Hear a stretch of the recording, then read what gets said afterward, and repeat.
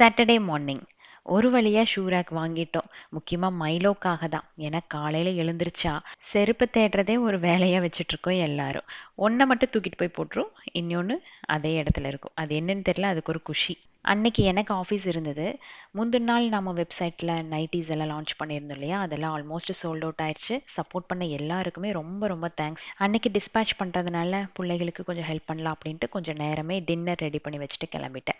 அன்னைக்கு நைட்டு வந்து ஊருக்கு கிளம்புறதாக இருந்தது. நானும் மித்துவும் ஃபர்ஸ்டே சொல்லிட்டேன். அப்படின்னா மித்துவை கையிலேயே பிடிக்க முடியாது, கேட்டுட்டே இருப்பான். ஸோ அன்னைக்கு காலையில தான் சொன்னேன். சொன்ன உடனே பயங்கர குஷி ஆயிருச்சு. பன்னீர் இருந்ததுனால சப்பாத்தியும் பன்னீர் ஸ்டூ நைட் வச்சுக்கலாம் அப்படின்ட்டு கொஞ்சம் கிரேவியை நேரமே ரெடி பண்ணிட்டேன். எப்படியும் நைட் நான் ரீச் ஆகிறதுக்கு 8:30க்கு மேலே ஆயிரும் அப்படின்ட்டு அது மட்டும் ரெடி பண்ணி வச்சுட்டு அப்படியே ஆஃபீஸ்க்கு கிளம்பியாச்சு.